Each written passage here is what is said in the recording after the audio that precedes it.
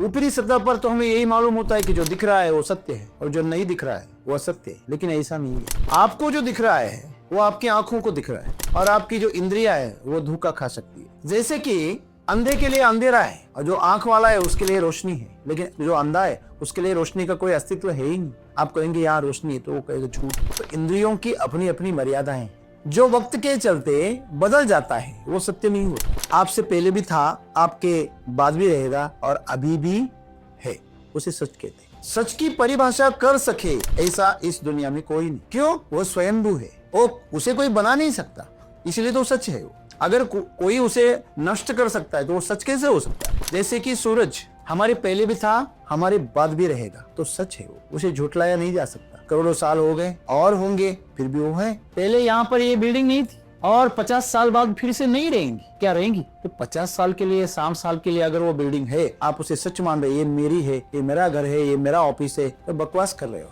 लेकिन अभी वो सच लग रहा है। पानी का बुलबुला हवा में उड़ रहा है और आप ये कह रहे थे ये मेरा है, अरे मेरा कहते कहते फूट जाता है। बस उसकी आयु कम होती है इसलिए समझ में आता है, इसकी आयु थोड़ी ज्यादा है, तो आप उस भ्रम में जीते कि ये शाश्वत है।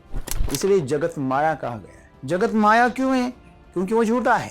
आपके परिवार का सच जानना है तो आपके परिवार के खिलाफ जाइए और जो निर्णय जरूरी है उसे लीजिए, परिवार आपके खिलाफ खड़ा हो जाए। कितनी सारे झगड़े चल रहे हैं अभी कोर्ट में। कौन सा रिश्ता है वो वहाँ पे दाव पर नहीं लगा है? आज सा कौन सा रिश्ता है जिस रिश्ते में झगड़ा ही नहीं हुआ है? क्या आप मुझे ऐसा कोई रिश्ता बता सकते? सभी रिश्ते लेन देन के हैं। जब तक आप दे रहे हो रिश्ता मजबूत है। आपने देना बंद कर दिया, रिश्ता कमजोर जाता है। कोई भी रिश्ता हो, पवित्र से पवित्र रिश्ता क्यों ना हो, वह स्वार्थ के आगे, अहंकार के आगे कमजोर हो जाता है। और सबसे मजे की बात, स्वार्थ और अहंकार जो है ही नहीं, उसका कोई अस्तित्व ही नहीं है।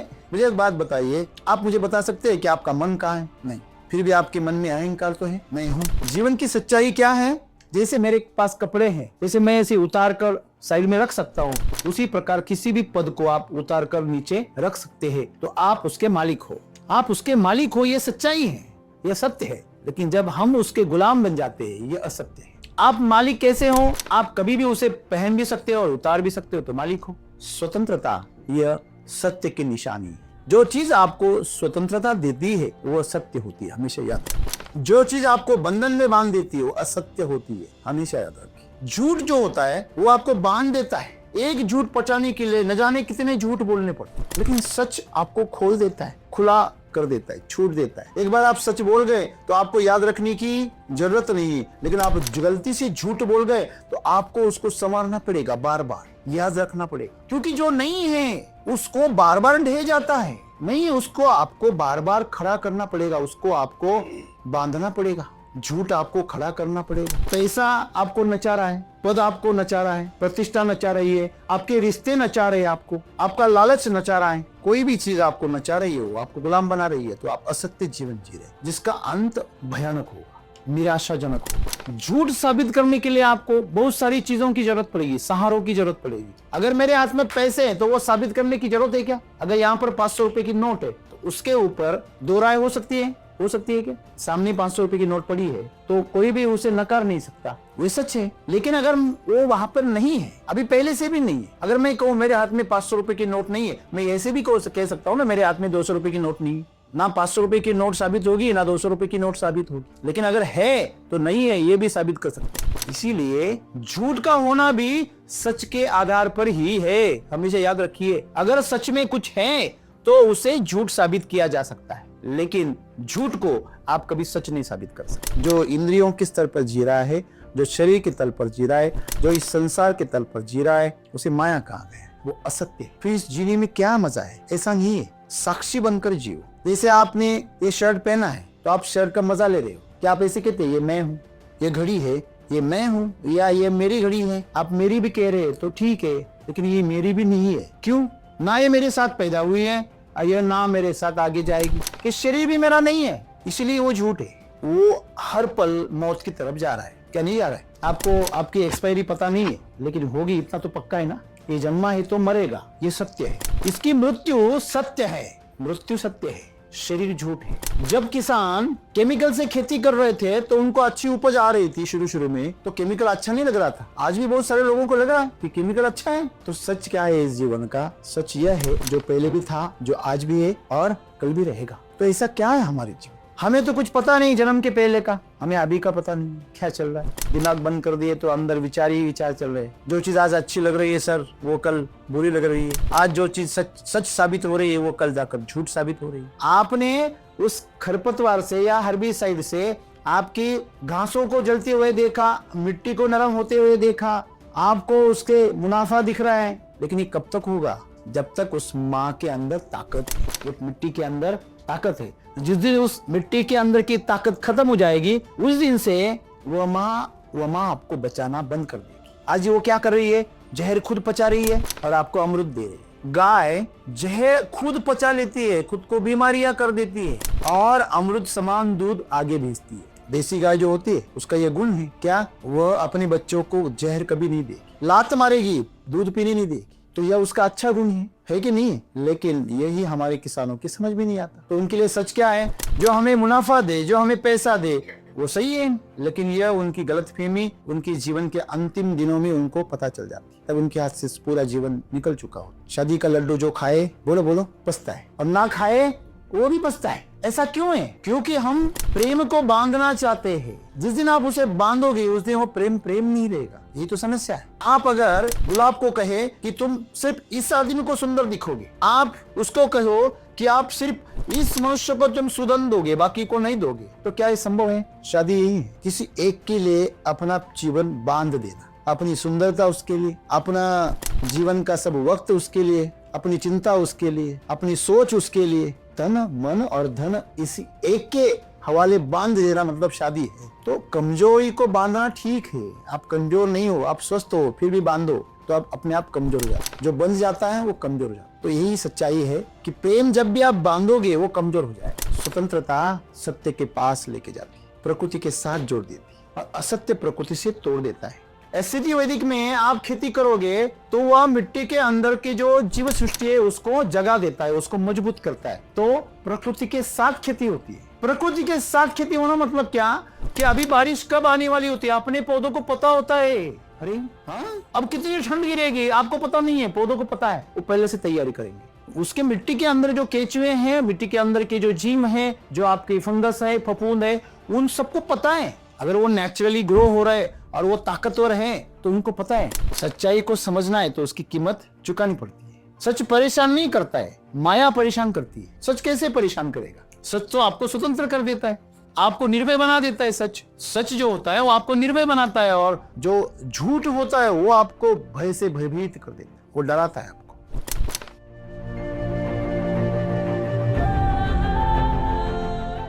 मतलब सत्य जो है उस पे असत्ता हावी हो जाती है, तो उस समय हमें क्या करना चाहिए? और दूसरा सवाल ये है सर, सद्गुरु कहते हैं कि सत्य ही एकमात्र सत्ता है, तो वो कैसे ही? अगर सत्य पर सत्ता का हावी नहीं होने देना है और हमारा कार्य हमें अच्छी तरह से करना है, तो उसके लिए हमें क्या करना चाहिए? ऐसा क्यों है कि सत्य को परेशान होना ही पड़ता है हमेशा? ऐसा कभी देखने को नहीं मिला है कि सत्य कभी परेशान नहीं हुआ है, कि सतयुग में बहुत अच्छा था, सभी चीजें ठीक थी, तो फिर ये कलयुग क्यों आया? मतलब जो असत्य है उसका बढ़ने का कारण क्या है? क्यों असत्य बढ़ता रहता है और सत्य को फिर से जन्म लेके सत्य को उसके ऊपर विजय प्राप्त करना पड़ता है? तो इसका पीछे राज क्या है? सत्य की परिभाषा क्या है? जिसकी लाठी उसकी भैंस रहती है, उसी प्रकार से जिसकी सत्ता होगी उसी का सत्य चलेगा। तो ये ऐसा क्यों है? दोस्तों, सत्य का मतलब क्या है और उसके हमें जरूरत क्या है? अगर हमारा जीवन अगर बगैर सत्य के चल ही रहा है तो हमें सत्य की क्या जरूरत है? हम सत्य के पीछे भागकर अगर हमें तकलीफों का सामना करना पड़े, हम मुश्किल में पड़ जाए, हमारा जीवन बेचैन हो जाए, तो हमें सत्य के पीछे क्यों भागना चाहिए? सत्य और असत्य में क्या भेद है? पहला तो ये सवाल है, क्या परिभाषा होती है? सत्य की परिभाषा क्या है? जो है वो सत्य है, जो नहीं है वो असत्य है। जरा आप थोड़ी तय में जाइए। ऊपरी सतह पर तो हमें यही मालूम होता है कि जो दिख रहा है वो सत्य है और जो नहीं दिख रहा है वो असत्य है, लेकिन ऐसा नहीं है। आपको जो दिख रहा है वो आपकी आंखों को दिख रहा है, और आपकी जो इंद्रिया है वो धोखा खा सकती है। जैसे कि अंधे के लिए अंधेरा है और जो आंख वाला है उसके लिए रोशनी है, लेकिन जो अंधा है उसके लिए रोशनी का कोई अस्तित्व है ही नहीं। आप कहेंगे यार रोशनी है, तो वो कहेगा झूठ है। तो इंद्रियों की अपनी अपनी मर्यादाएं हैं। जो वक्त के चलते बदल जाता है वो सत्य नहीं होता। जो बदल सकता है वो सत्य कैसे हो सकता है? ऐसा कभी नहीं होगा कि आज ये सत्य है और कल जाकर वो झूठ साबित होगा। वो सत्य था ही नहीं, वो एक मान्यता थी बस। आपने पूछा कि हमें बचपन से कुछ बताया गया है कि इसे हरा रंग कहते, इसे पीला रंग कहते, इसे लाल रंग कहते। ये हमने तय किया है हमारी व्यवस्था के लिए, हमारी सुविधाओं के लिए। हमने जो नामकरण किया है, जो परिभाषाएं रखी है, वो उससे सत्य का कोई लेना देना है नहीं। जैसे कि मैंने हर बार आपको बताता हूं, अगर मेरे सामने अगर पश्चिम दिशा है तो मेरे पीछे जाहिर है कि पूरब है। अगर मैं कहूं कि जो कैमरामैन खड़ा है वो मेरे पश्चिम में खड़ा है, अगर मेरे पीछे जाके अगर कोई कहे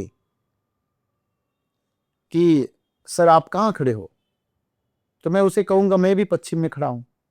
लेकिन ये कैमरामैन मुझे पूछे कि सर आप कहां खड़े हो, तो जाहिर है कि कैमरामैन कहेगा सब आप पूरब में खड़े हो। अभी कैमरामैन कह रहा है कि आप पूरब में खड़े हो, और जो मेरे पीछे खड़ा है वो कह रहा है आप पश्चिम में खड़े हो। तो सच क्या है? सच ये है कि हम एक ही सतह पर खड़े हैं और अलग अलग दिशाओं से, अलग अलग जगहों से हम एक दूसरे को आंक रहे हैं। ये बदल क्यों जाता है? क्योंकि ये सच नहीं है। कोई भी दिशा सच नहीं है। यह हमारी मान्यता है, हमारी सुविधाओं के लिए। आप धरती से दिशाओं को बता सकते हैं कि आप छत्रपति संभाजीनगर नासिक के पूरब की तरफ है, लेकिन आप अगर चांद पे चले गए तो धरती की कौन सी दिशा आप कहेंगे उसको? आपको तो पता ही नहीं चलेगा कौन सा पूरब है। वहां जाकर पूर्व पश्चिम सब बदल जाएगा, और वहां से आप ये नहीं तय कर सकते कि कौन सी दिशा ऊपर है और कौन सी नीचे है, कौन सी पूरब है कौन सी पश्चिम है। तो ये मान्यता है, बस धरती पर रहने वाले लोगों के लिए ये मान्यता है। जैसे हमने जो नोट इस्तेमाल करते हैं, हम जो पैसा इस्तेमाल करते हैं, तो वह उसके ऊपर लिखा होता है मैं धारक को यह वचन देता हूं, मैं 100 रुपये अदा करने का वचन देता हूं, और नीचे गवर्नर की सही रहती। उसे नोट कहते हैं। नोट क्यों कहते हैं? पहले जमाने में साहूकार के पास में नोट आती थी राजा की, इसे 1000 अशर्फियां दी जाए, तो वो जो नोट रहती थी उसी हिसाब से हम इसे भी नोट कहते हैं। वो नोट ही है, उसके ऊपर कुछ वायदा लिखा हुआ है। इस दिन प्रधानमंत्री साहब आते हैं और कहते हैं भाई और बहनों आज से 1000 के नोट लीगल नहीं रहेंगे, तो कचौड़ का वो कागज हो गए। तो किसी ने उसे तय किया है, इसलिए हम सब उसको मान रहे हैं। आप भी उसे मान्यता दे रहे, सामने वाला भी मान्यता दे रहे, सभी लोग उसको मान्यता दे रहे, इसलिए उसको कीमत है, वरना कोई कीमत नहीं। तो सच क्या है?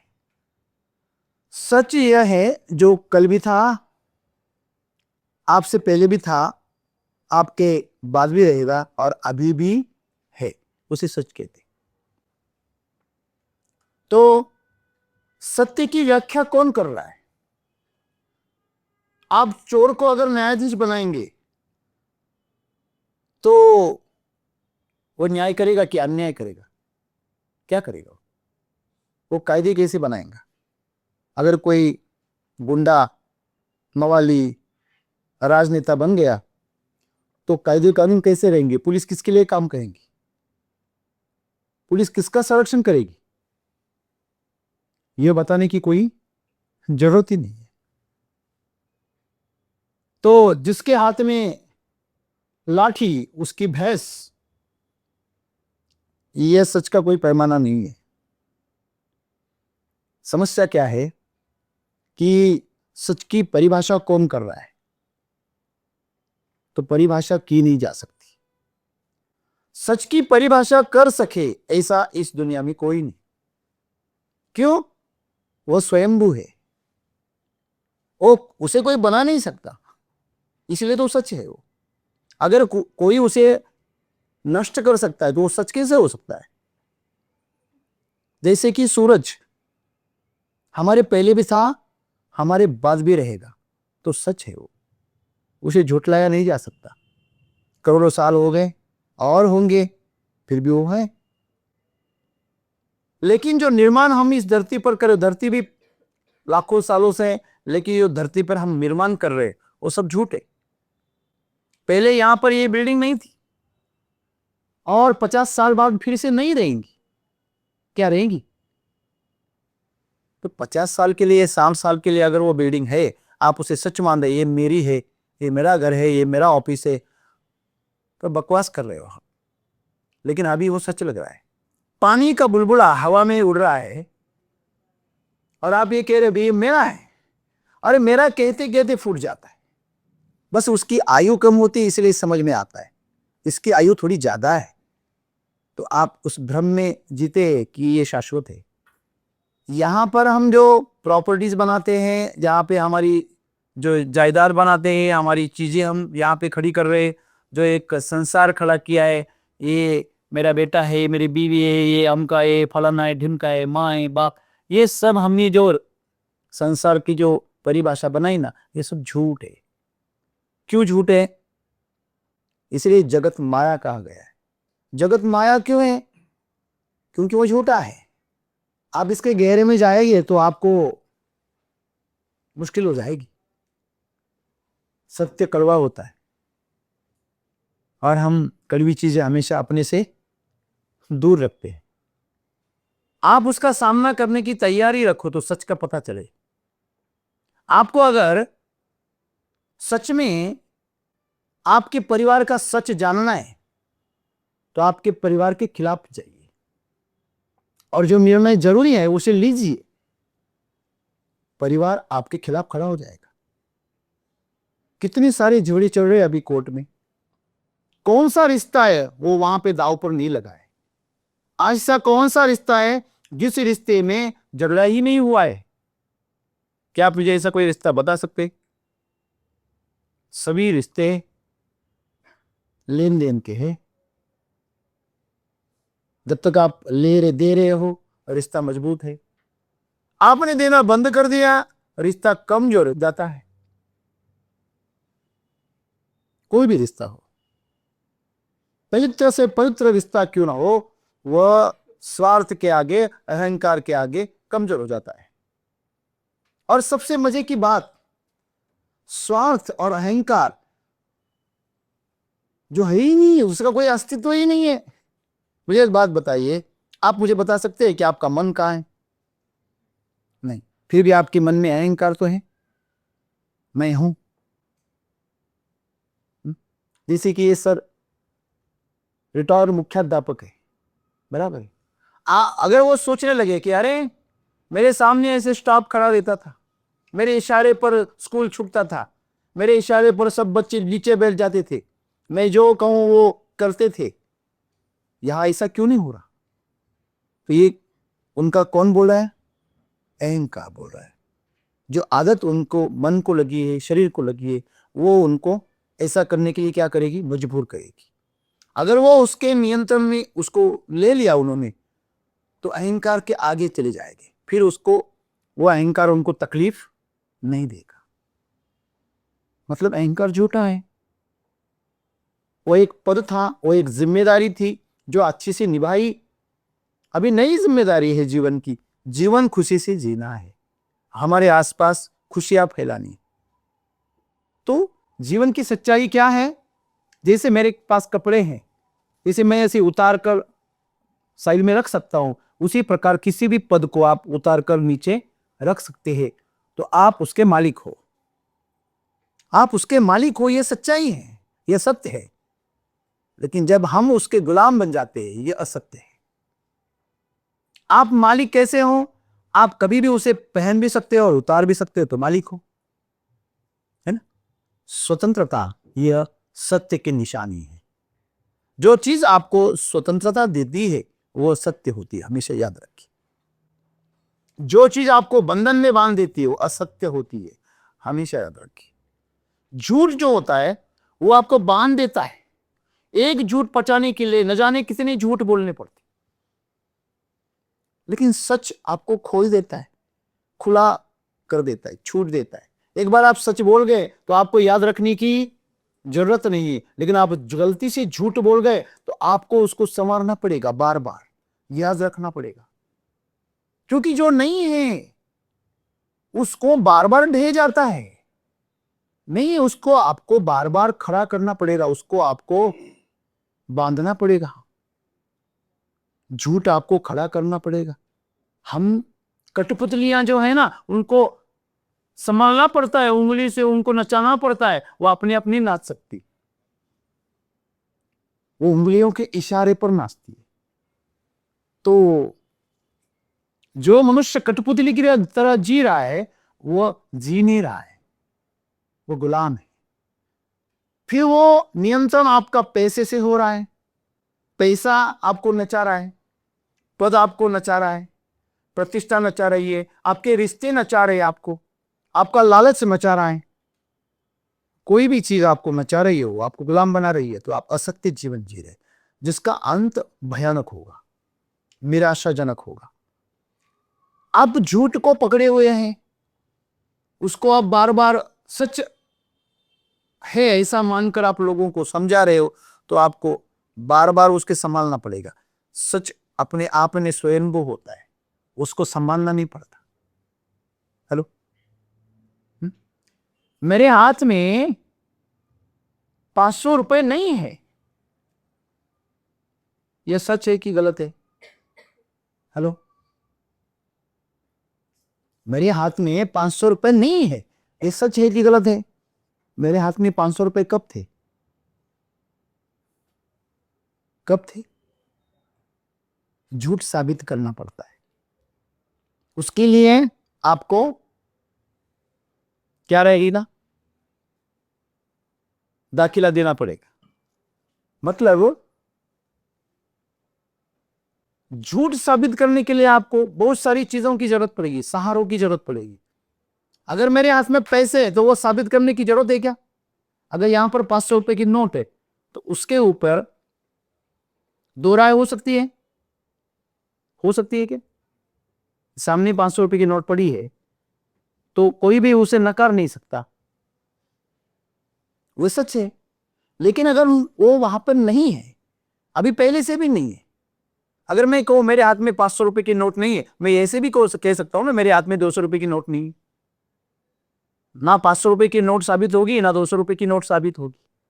लेकिन अगर है तो नहीं है ये भी साबित कर सकते हैं। इसीलिए झूठ का होना भी सच के आधार पर ही है, हमेशा याद रखिए। अगर सच में कुछ है तो उसे झूठ साबित किया जा सकता है, लेकिन झूठ को आप कभी सच नहीं साबित कर सकते।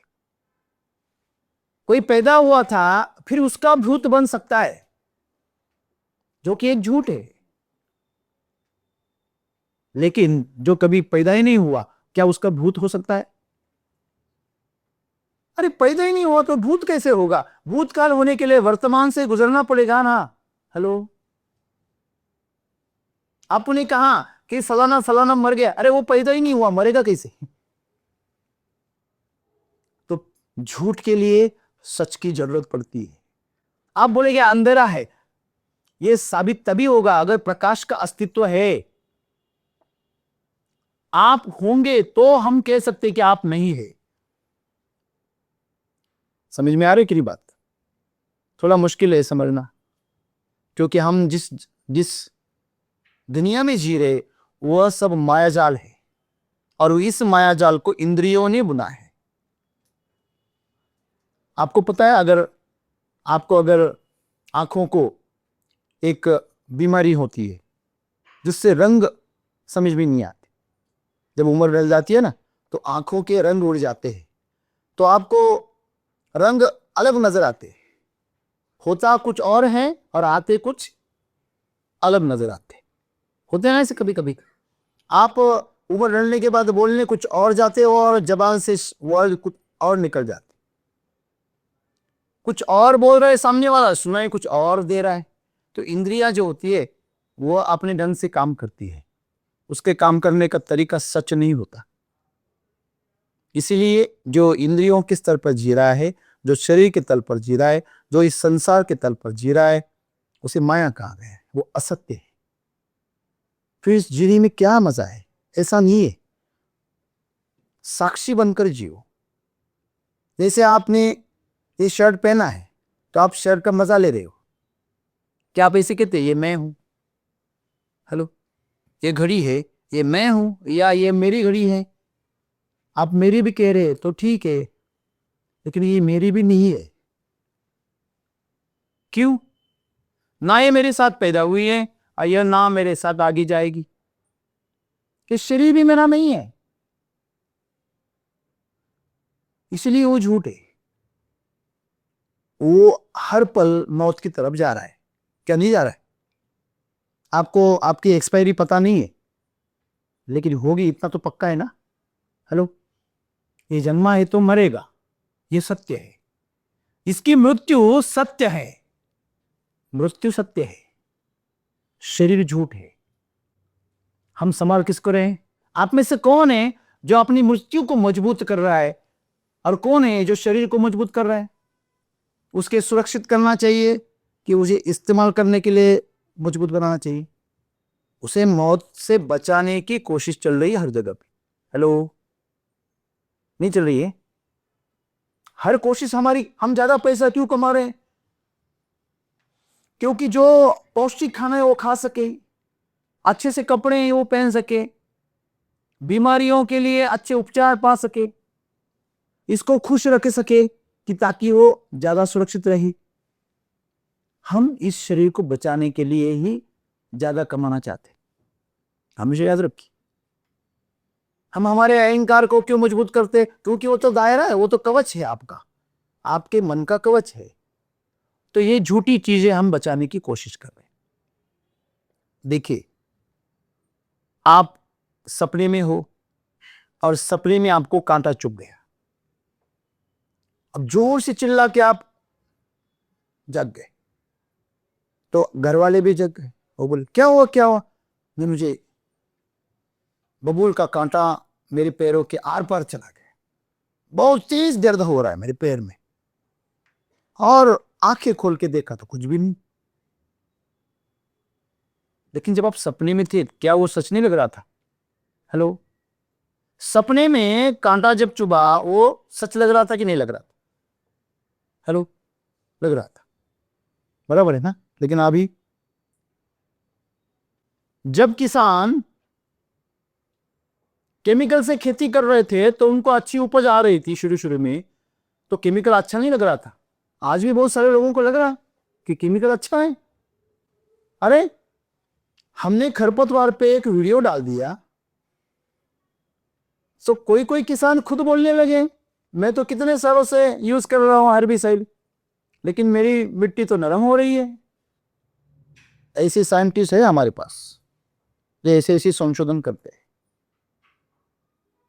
मुझे एक बात बताइए, आपने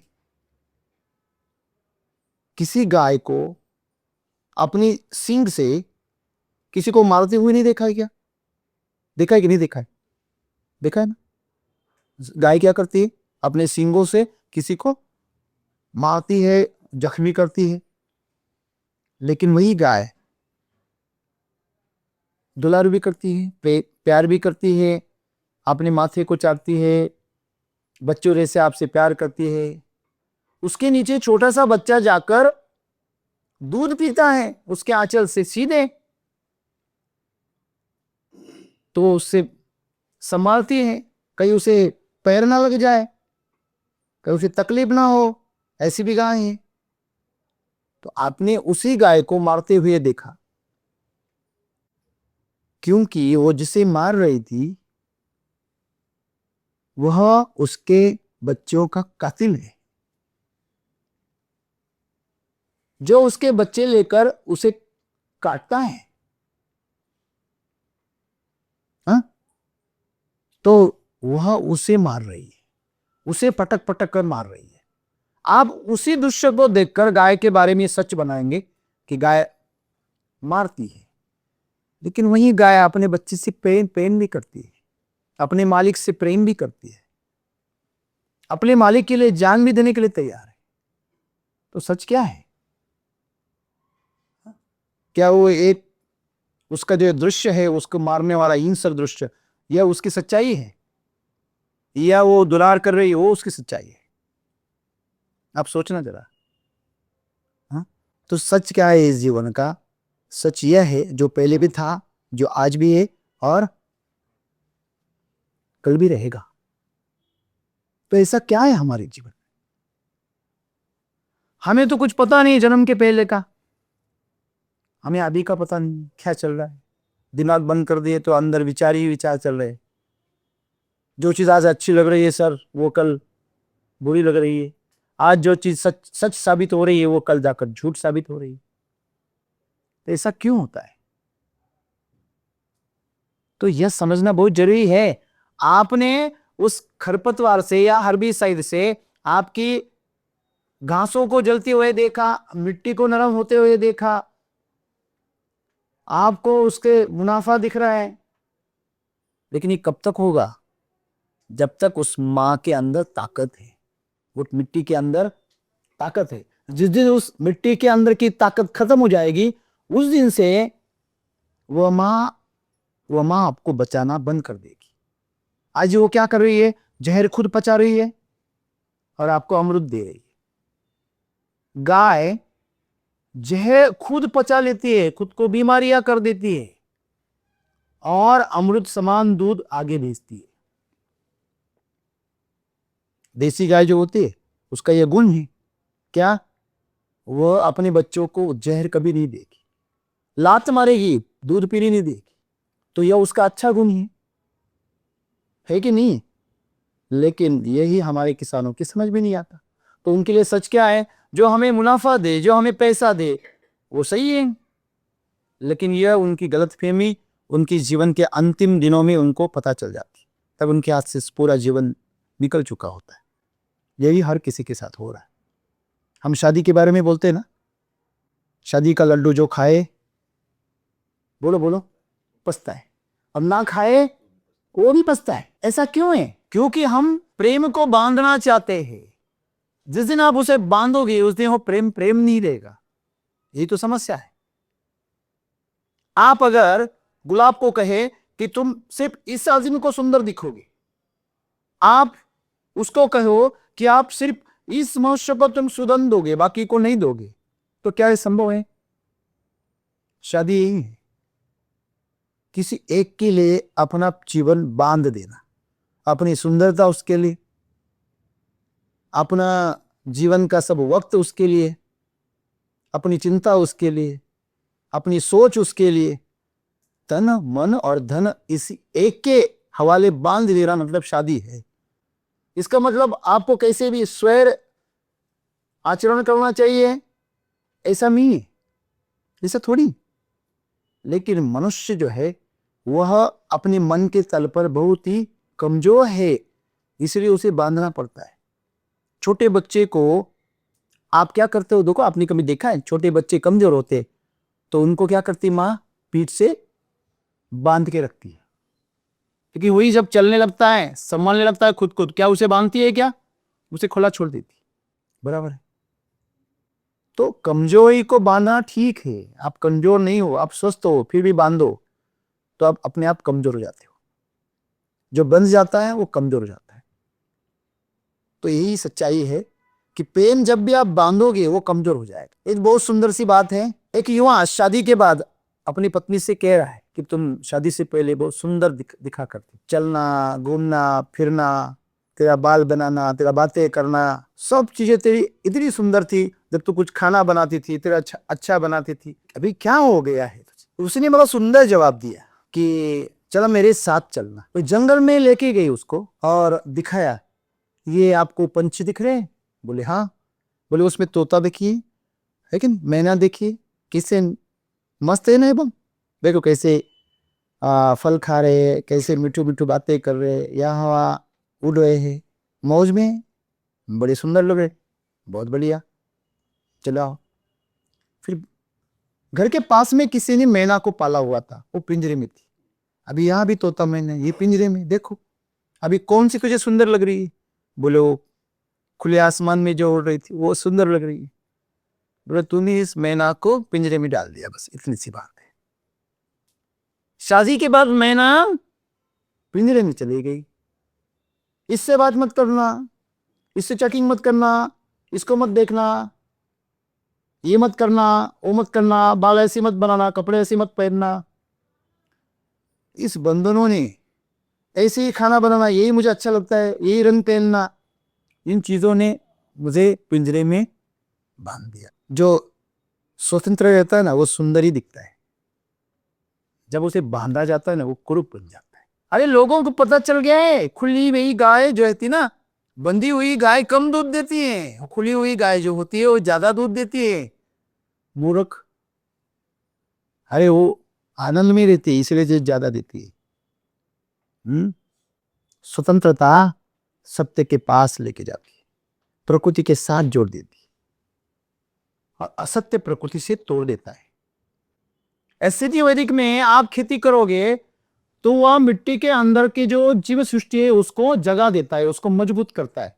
तो प्रकृति के साथ खेती होती है। प्रकृति के साथ खेती होना मतलब क्या कि अभी बारिश कब आने वाली होती है अपने पौधों को पता होता है। अब कितनी ठंड गिरेगी आपको पता नहीं है, पौधों को पता है, वो पहले से तैयारी करेंगे। उसके मिट्टी के अंदर जो केचुए हैं, मिट्टी के अंदर के जो जीव है, जो आपकी फंगस है, फफूंद है, उन सबको पता है। अगर वो नेचुरली ग्रो हो रहे और वो ताकतवर है तो उनको पता है।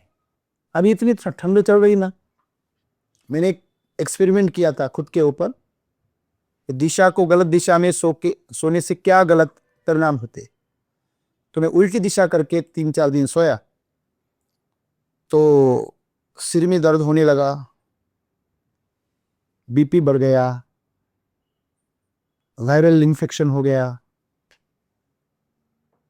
अभी सिर दर्द हो रहा है। आज उसका आखिरी दिन था प्रयोग का। तो इससे तुम्हारे शरीर पर कितना बुरा असर होता है वो सब मैंने देखा। उसका सच्चाई को समझना है तो उसकी कीमत चुकानी पड़ती है। सच परेशान नहीं करता है, माया परेशान करती है। सच कैसे परेशान करेगा? सच तो आपको स्वतंत्र कर देता है, आपको निर्भय बना देता है। सच जो होता है वो आपको निर्भय बनाता है, और जो झूठ होता है वो आपको भय से भयभीत कर देता है, वो डराता है आपको।